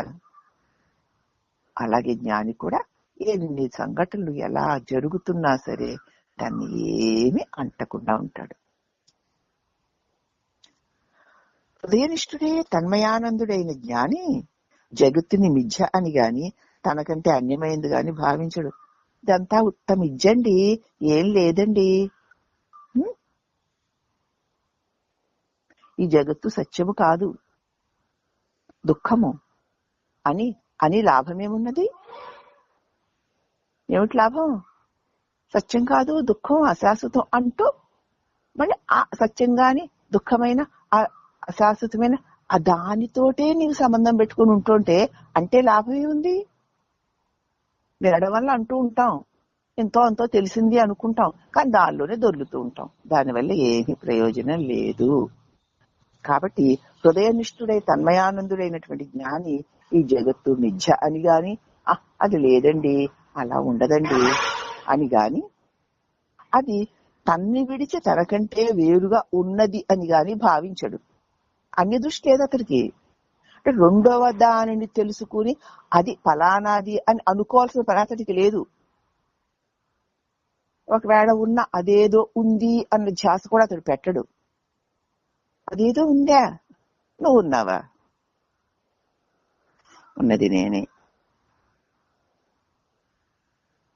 అన్నదాంతో ఉంటే అది ఉంది, ఇది ఉంది, అలా ఉంది, ఇలా ఉంది, అది లేదు, ఇది లేదు అన్నటువంటి ఏవి ఉండవు కదా. మరి చాలా డీప్ గా వెళుతున్నాం మనం, ఏమీ ఉండవు. అవునమ్మా. జగత్తుని అంతటిని జ్ఞాని ఎరుకగానే చూస్తాడు. ఎరుక వినా జగత్తుకి ఉనికి లేదు అని తెలుస్తుంది. అన్నిటినీ తన ప్రకాశమేగా చూస్తాడు. ఏది ప్రకాశిస్తున్నా తన ప్రకాశమే. ఇది నాదే, ఇది నేనే, ఇది నాదే, ఇది నేనే అని చూస్తాడు. తన ప్రకాశమేగా, తన ప్రకాశాన్ని విడిచి ఏదీ లేదుగా. మన ఇరుకును విడిచి ఏదీ లేదు కదా. ఒకవేళ ఎరుకులైతే ఇది నేనే, నాలోకి తెలియకపోతే ఇది నేనే, ఇది నేనే, ఇది నేనే, ఇది అని తెలియబడంతా నేనేగా చూస్తాడు. మనం ఇది అని పడిసేదాన్ని కూడా అది అది వాళ్ళని చూస్తాం. నువ్వు తెగ నరికినట్టు దూరంగా పెట్టి చూస్తావు. ఆయన తనతో నేను లేకపోతే అదేది నేనే అని చూస్తాడు. తన ఎరుకకు విడిచి జగత్ అన్నది లేనే లేదని గ్రహించాడు. అవునా? ఎరుకకు విడిచి జగత్తుందా? నీ తెలివిని విడిచి జగత్తు లేదు అని గ్రహిస్తాడు. నిత్యము ఆత్మ చైతన్య రూపుడిగా అంతఃకరణేందు స్ఫురణతో ఉంటాడు. నిత్యం ఎంతసేపు స్ఫురత్తు ఉంటాడు. ఏది ఉన్నా ఆ స్ఫురత్తులోనే, లేకపోయినా ఆ స్ఫురత్తే. సర్వకాల సర్వావస్థందు తన నిజస్వరూపంలో తాను ఉన్నానన్న అస్పృహ తానై ఉంటాడు.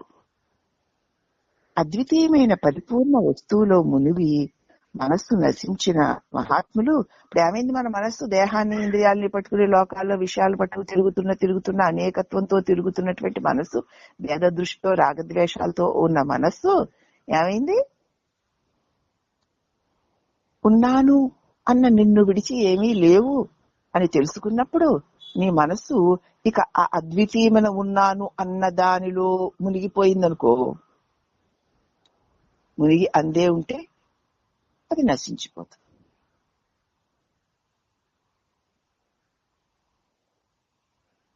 అలా నశించిన మహాత్ములు అసత్తైన ద్వంద్వాల మోహంలో పడరు. ఇంకేం పడతారు? పడ్డానికి ఏముంది? మనం మాత్రం తెలిసిందా ఇక అంతే, విన్నామా ఇంక అయిపోవాల్సిందే, అనిపించిందా ఇక దాన్ని పట్టుకు వెళ్ళాడాల్సింది. వాళ్ళకి అనిపించదు అసలు.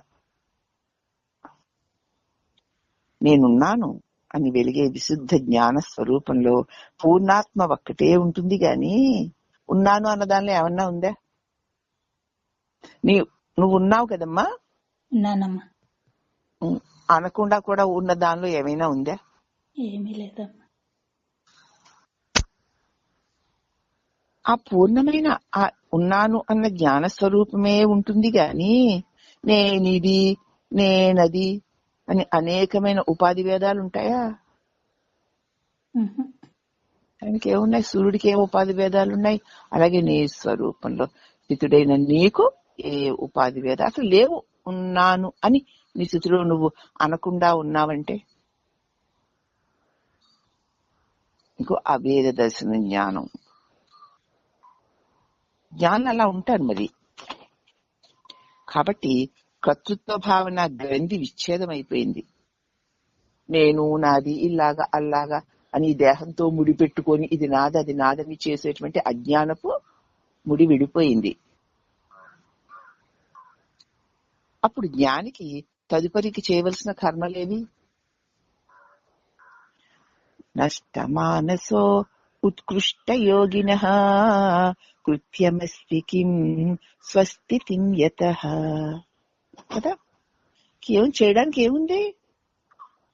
ఉన్నాను అని తన యందు తానే ఉన్నవాడికి తనకంటే అన్యంగా ఏమీ లేదు గనక చేయడానికి పనే ఉంది.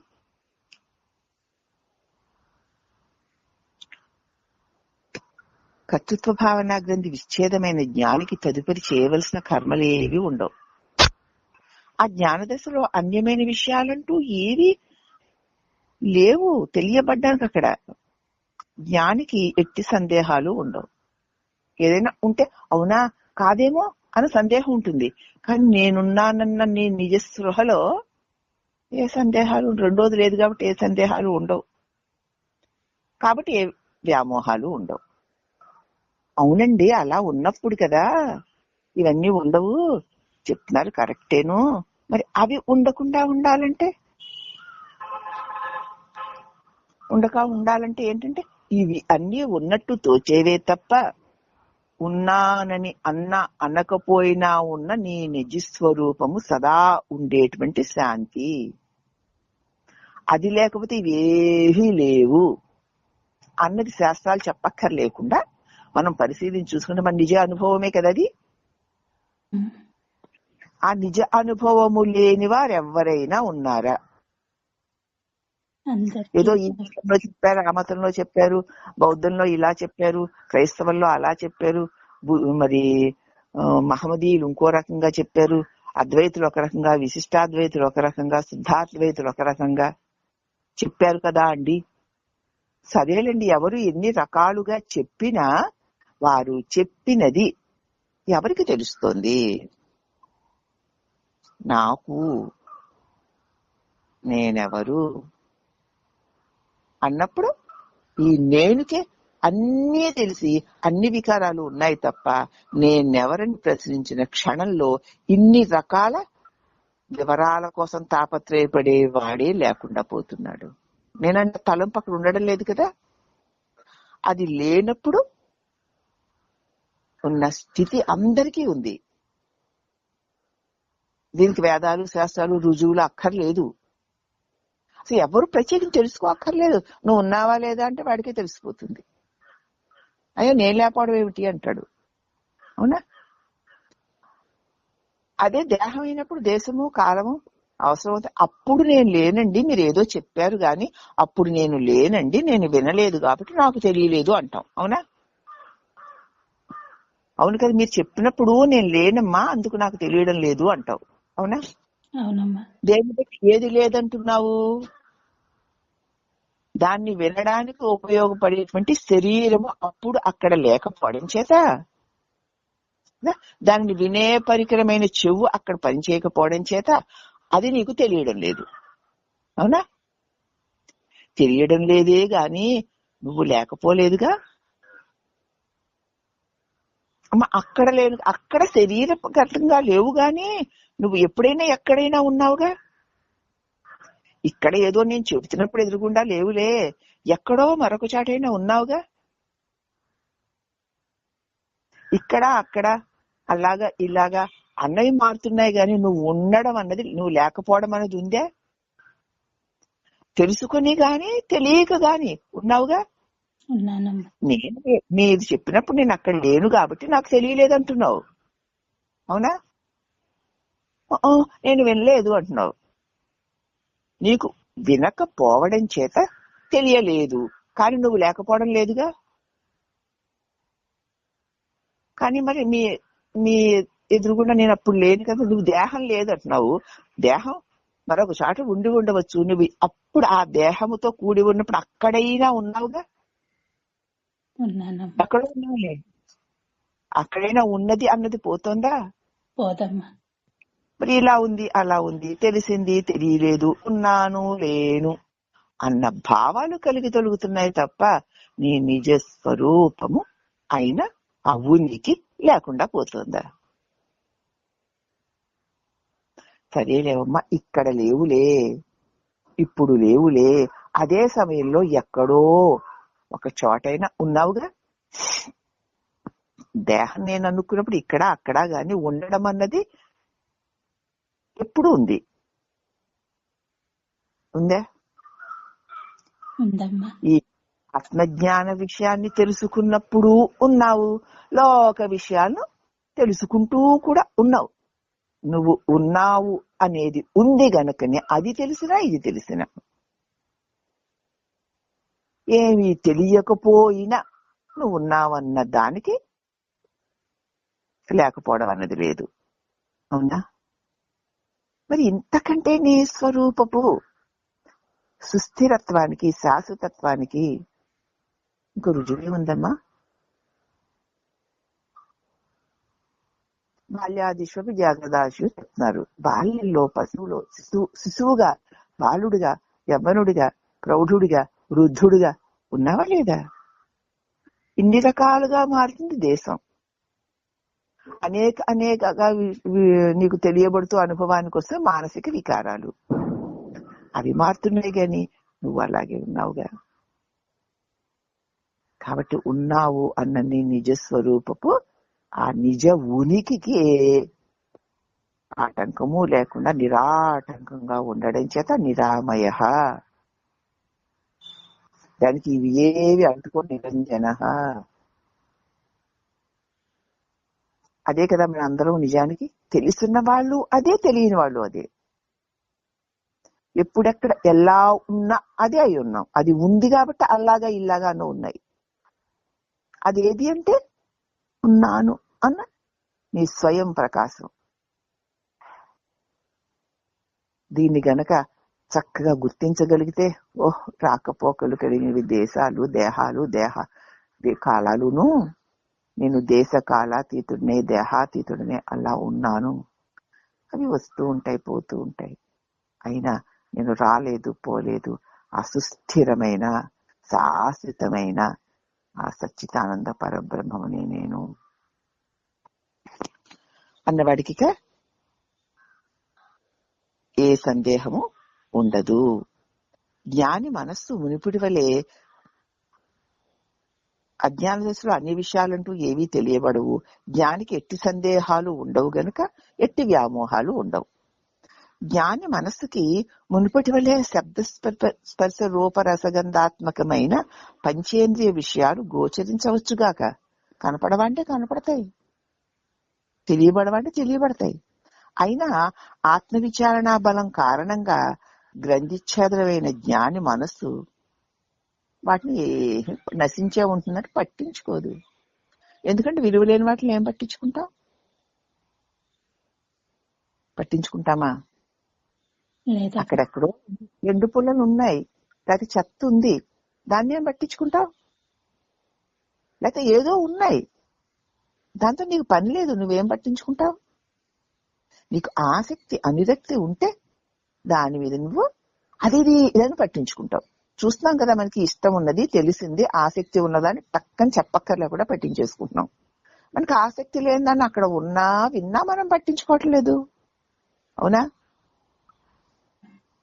ఇప్పుడు జ్ఞానికో ఏ ఆసక్తి లేదు, ఇంకేం పట్టించుకుంటాడు?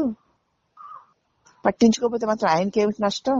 ఆయనకు తెలుసు అది ఇదని వాళ్ళని వీళ్ళ గురించి ఎంత తెలుసుకుంటే మాత్రం నాకు ఒరిగిందే ఉంది, తెలుసుకోకపోతే వచ్చిన నష్టమే ఉంది అని ఆయన నిశ్చింతగా అలా ఉంటాడు. అందుకే ఊరికే విషయాల వెంట వెళ్ళవద్దు, దానివల్ల ప్రయోజనం లేది, సరి కదా. అవన్నీ బుర్రలోకి చేరి ఆయువుని మింగేస్తాయి. మింగేసి ఊరుకోవు, మళ్ళీ మళ్ళీ మరణం వల్ల జన్మల్ని తీసుకొస్తాయి. లేనివి ఉన్నట్లు భ్రాంతి కల్పించేసి దానిలో తిప్పేసి నువ్వు ఉన్నావన్న నీ స్థితిని మైర్పించేసి అవి ఉన్నాయి, ఇవి ఉన్నాయి, అందుకున్నాయి, ఇలా ఉన్నాయి, అంత బాగున్నాయి, ఇంత బాగున్నాయి, ఇంకంతే తప్ప నువ్వున్నావు గనక అవి ఉన్నాయి అన్న జ్ఞానం ఉండదు. నిన్ను విడిచి అన్నీ ఉన్నాయని, అవి ఇంత గొప్పవి అంత గొప్పవని వాటి వెంట వెళ్ళిన అజ్ఞానికిన్నో నేను ఉన్నాను, అది ఉన్నా నేనున్నాను, లేకపోయినా నేను, అది ఎంత గొప్పవి అని అందరూ అనుకున్నా నేనున్నాను, అనుకోకపోయినా నేనున్నాను. ఎక్కడైనా అక్కడైనా ఇక్కడైనా ఎక్కడైనా నేనున్నాను, ఎప్పుడైనా నేనున్నాను. నేనున్నానన్న నా ఉనికికి ఏ విధమైన చెరుపు లేదు. అవునా కాదా? అది జ్ఞానుల అనుభవంగా చూసుకోకండి, మీరందరూ మీ అనుభవంగా చూసుకోండి. అందుచేత జ్ఞానమయ జీవితాన్ని పొందిన మహాత్ములు అల్పమైన ఇంద్రియాలతో కూడిన భౌతిక జీవితంలో ఏ మాత్రాన్ని ఆనందం కదా, అసలు మురిసి మొక్కలైపోరు అసలు. ఆహా ఓహో అందరూ ఓ అరువులు కాల్చుతుంటే ఆహా అన్నట్టుంటారంతే. ఎందుకు? ఏముంది దానిలో? అఖండము అనంతము అయిన ఆ మౌనస్వరూప స్థితియే పరబ్రహ్మానుభవం కదా. అవునా? అఖండము అనంతము అయిన ఆ మౌన స్వరూప స్థితియే పరబ్రహ్మానుభవం కదా. అట్టి అఖండానం ముందు ఈ అల్ప స్వల్ప ఆనందాలు ఏపాటి? అసలు విలువైనవా ఇవి? వీటికి విలువెవరు? నేను ఉన్నాను అనుకుంటే అలా అనిపిస్తాయి అంతే, అవి సత్యం కాదు, నిత్యము కాదు గనక. అని తమ స్వరూపపు ఉనికి అందే తమ దృష్టి కేంద్రీకరించుకున్న వారికి అన్య విషయాల యొక్క అల్పత్వం అవలీలుగా తెలిసిపోవడం చేత వాటి చెంతకైనా వారు చేరరు. ఇప్పుడు ఒక మాట చెప్తాను. జ్ఞానమయ జీవితాన్ని పొందిన మహాత్ములు అల్పమైన ఇంద్రియాలతో కూడిన భౌతిక జీవితంలో ఏమాత్రము ఆనందాన్ని పొందరు. ఇప్పుడు మనం ఇప్పటి వరకు ఎన్నో ఎన్నో ఎన్నో విషయానందాలు పొందాం కదా. ఇంత వయసు వచ్చాక ఇంద్రియాలతో ఎన్నెన్ని ఆనందాలు పొందామమ్మా, ఎన్నెన్ని సుఖాలు పొందామమ్మా. మరి అన్ని పొందినా కూడా ఇంకా ఏదో పొందాలి నువ్వు అనుకుంటున్నావంటే మరి అన్ని పొందడం వల్ల నీకు ఒరిగిందేముంది? ఇంకా ఏదో కావాలి అన్నది పోవడం లేదు కదా. ఏదో కాదని ఇంతకు ముందు పొందిందే మళ్ళీ కావాలండి అంటాం, అవునా? మరి ఇంతకు పొందిన దాంతో నీకు తృప్తి రాకపోతే మళ్ళీ పొందాలి అని నీ కాంక్ష ఇప్పుడు తీరాక మళ్ళీ కొద్ది కాలం తర్వాత మళ్ళీ పొందాలనే కాంక్ష నిన్ను వదలదు కదా. మరి ఎంత పొందితే ఈ విషయాలలో నుంచి వచ్చేటువంటి ఆనందము నీకు తృప్తినిస్తుంది? ఈ ఆనందానికి కారణమేమిటా అని చూస్తే ముందు నేనున్నాను. నేను ఉండకపోవడం అనేది లేదు, అవి సదా ఉండడం అనేది కూడా లేదు. నేను లేకపోతే దేనికి విలువ లేదు, ఏదికి గొప్పతనం లేదు. వాటికి విలువ గొప్పతనము నేను నా భావన వల్ల అలా అనిపిస్తున్నాయంతే. అది లేకపోయినా నేనున్నాను, అది ఉన్నా నేనున్నాను. పట్టు పాన్పు మీద పవ్వళించిన, కటిక రాయి మీద పవ్వళించిన ఉన్నాను అన్నవాడు ఉన్నాడు. నిద్రలో ఇద్దరిది ఒకటే కదా, వెలుగులో ఇద్దరిది ఒకటి కాదు, అవునా? ఎందుచేత నేను దేహాన్ని అన్న భావనతో మెలకు మొదలవుతుంది. అంటే దేహానికి పరిమితులు ఉన్నాయి గనక ఆ పరిమితులు కలిగిన దేహముతో ఈ విషయాల్ని గొప్పవి అనుకొని చూస్తున్నప్పుడు ఆ పరిమితులు ఆపాదించుకోవడం చేత భేదంగా అనిపిస్తుంది, అవునా? జ్ఞానికో పరిమితులు లేవు, అది వచ్చేదే పోయేదే, ఇది వచ్చేది పోయేది. అది ఉన్నా లేకపోయినా నేనున్నాను అన్న తన అనుభవం నుంచి ఒక క్షణము కూడా జారడు. కాబట్టి ఈ ఉన్నట్టు తోచే దేని మీద అతనికి ఏ విధమైన వ్యామోహము ఉండదు. సముద్రంలో కలిసిన నది సముద్ర రూపంగా మారిపోతుంది, అది తిరిగి నదిగా మారి ప్రవహించగలదా? బాబాయ్ అనుకోకుండా సముద్రంలోకి వచ్చేసానమ్మా, ఇవన్నీ ఉప్పు నీళ్లు, నేను ఇంక సముద్రంలో ఉండను, మళ్ళీ నేను వెనక్కి వెళ్ళిపోతా అని వెళ్ళగలదా?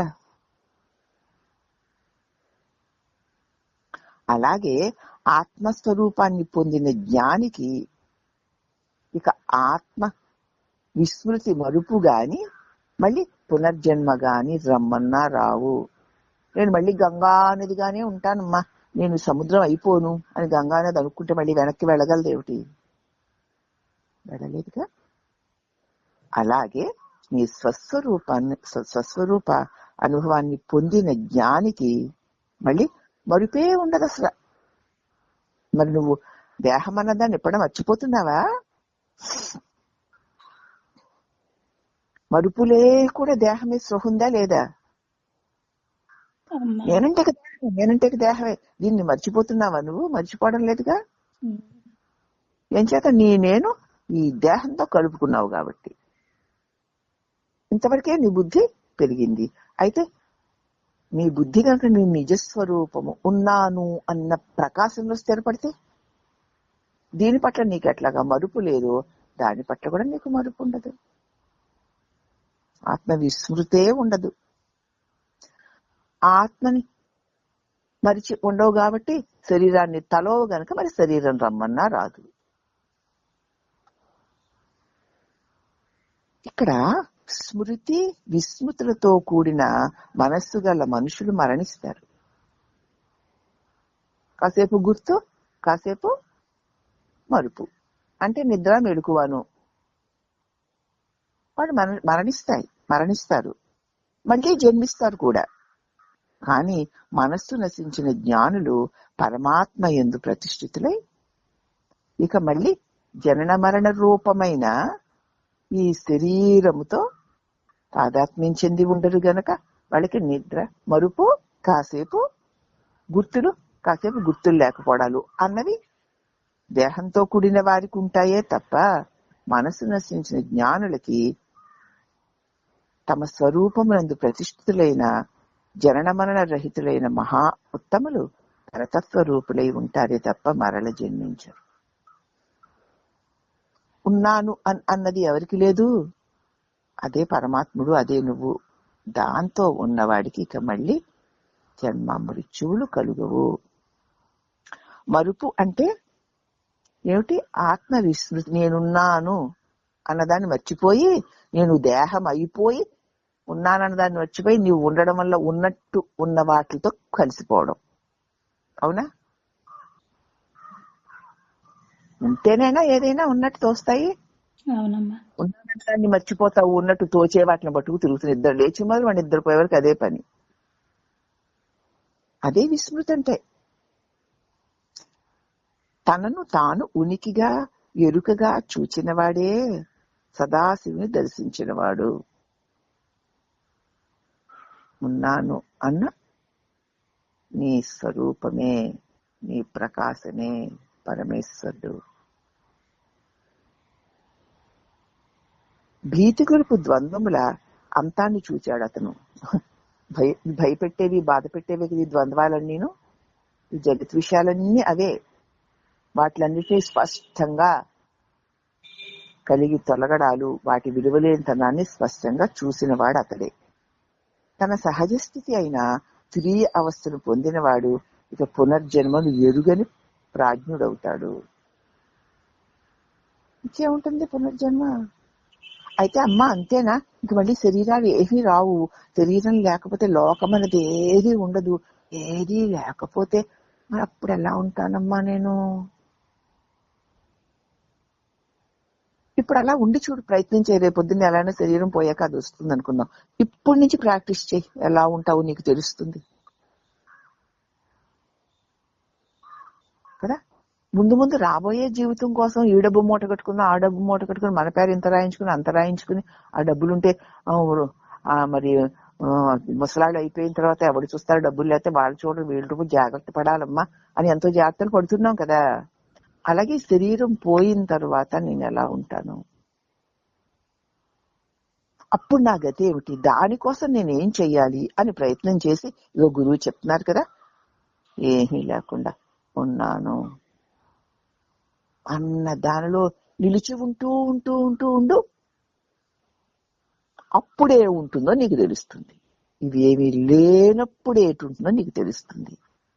అప్పుడు ఏమీ లేనప్పుడున్న ఆ దివ్యానందపు తొంపర కూడా ఇవన్నీ దేహంతో కూడా ఇవన్నీ ఉన్న వాటికి సరిపోవాలదో నీకు తెలుస్తుంది.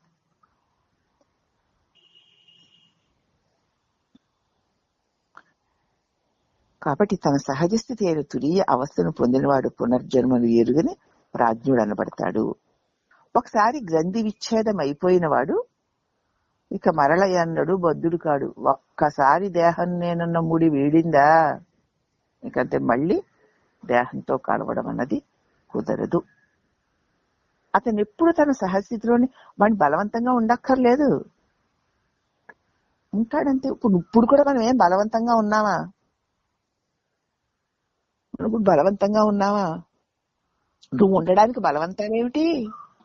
ఏ ప్రయత్నాలు చెయ్యాలి, ఏ సాధనలు చెయ్యాలి, ఏమి అక్కర్లేకుండా ఉన్నావు. ఇప్పుడు కూడా బలవంతం ఏమీ లేదు అని తెలుసుకోవడం అంతే. అప్పుడు నా సహజంలో నేను ఎప్పుడూ ఉన్నాను అని నెలకొన్న తన స్థితిని ఎరిగిన వాడు, గ్రంథి విచ్ఛేదమైన స్థితియే దైవ స్థితి, అదే ఈశ్వర శక్తి, అదే పరమశాంతి అని తన యందు తానే ఉంటూ ఉంటూ ఉన్నప్పుడు, ఓహ్ ఉన్నాను, ఏది ఎలా ఉన్నా నేనుండడమే సత్యం, నేనే ఉన్నాను, నేను సత్యాన్ని. అలాగే శాంతిని కూడా నాకంటే అన్యమైనది రెండోది ఉన్నప్పుడు అశాంతి కలుగుతోంది. కానీ ఆ ఉన్నప్పుడు కూడా ఇది ఉందని అనుకుంటూనే ఉంటుంది, అనుకుంటే ఉండదు. కాబట్టి నేను ఏమీ అనను, అనుకోను, అయినా ఉన్నదేదో అదే నేను అని సదా ఈ దేహ పతనం తర్వాత ఏమవుతాను అన్న సంగతి గురించి, దేహం ఉండగా దాన్ని ఎలా రక్షించుకోవడానికి పోషించుకోవడానికి ఉన్న అవసరాలు చూసుకుంటామే తప్ప ముందు జాగ్రత్తని దేహం పోతే నేను ఎలా ఉంటాను అన్న దాన్ని ఇప్పుడు సంపాదించుకోవాలి కదమ్మా. దానికోసం ఇప్పుడు ఏమీ ఉండదు. చావులేని చావు ఒకసారి వినండి, మళ్ళీ ఏమీ ఉండదు. అమ్మో ఎలాగా ఉండి చూడు ఇప్పుడు, ఎలాగో తెలుస్తుంది. అందుకే సాధన, అందుకే గురువు, అందుకే బోధ తప్ప ఎంత బాగా చెప్పారు, ఇంత బాగా చెప్పారు, అంత గొప్పది ఇంత గొప్పది ఇది ఎవరు పోగొడతారు నువ్వు పోగొట్టుకోవడానికి? ఎవడు పోగొట్టేది కాదు, రాబట్టేది కాదు. ఊరికే తెలుస్తుంది అంతే. ఎందుకో తెలివినవై ఉన్నావు కాబట్టి. ఏది తెలియాలో అది తెలుస్తుంది. ఇంతకు ముందు ఏది అవసరం లేదో అవన్నీ తెలుసుకున్నావు. ఇప్పుడు దాన్ని వదిలేసి ఏది తెలియాలో దాన్ని తెలుసుకున్నావు అంతే, విడిపోయావు. ఇంతకుముందు తెలుసుకోవాల్సిన అవసరం లేని వాటిని తెలుసుకున్నావు, బద్ధితుడు అయిపోయావు. ఇప్పుడు గురువు చెప్పడం వల్ల అవసరం అయిన ఏది తెలుసుకోవాలి దాన్ని తెలుసుకున్నావు అంతే, బంధరహితుడు అయ్యావు అంతే. అవునా? ఎంత తేలిక. కాబట్టి స్వస్థితిలో సుస్థితులమై మాటి మాటికి ఉండడానికి మన మానవ జీవితాన్ని, మిగిలిన ఆయుష్ని ఎక్కువ దానికోసం ఎవరైతే వాడుకుంటారో, తన కోసం నీ కోసం నువ్వు వాడుకుంటావో అదే నీకు ఉండడం అనేది సుస్థిరత్వం ఉన్నది, శాంతి పూర్ణమై ఉన్నది గనక నీ నిజస్వరూపాన్ని నువ్వు తిరిగి పొందావు. మరిచి విడిచావు, విడిచి కూడా ఉన్నావు, ఇప్పుడు తిరిగి పొందావు. ఇక మరుపు లేకుండా సుస్థిరుడవై ఉండు. అంతకంటే గొప్పది ఏదీ లేదు. అందరికీ ఉంటుంది, ఎలా లేకపోతే ఎలాగా అని లోపల ఎలాగో చూడు. ఇప్పుడు అడిగితే కుదరదు, నువ్వు ఉంటూ ఉంటూ ఉండగా నీకు తెలుస్తుంది అని చెప్తున్నారమ్మా. మరి రేపు చెప్పుకుందామమ్మా, జ్ఞానుల యొక్క దివ్యత్వము మహిమ ఎలాంటిదో అని రేపు చెప్పుకుందాం.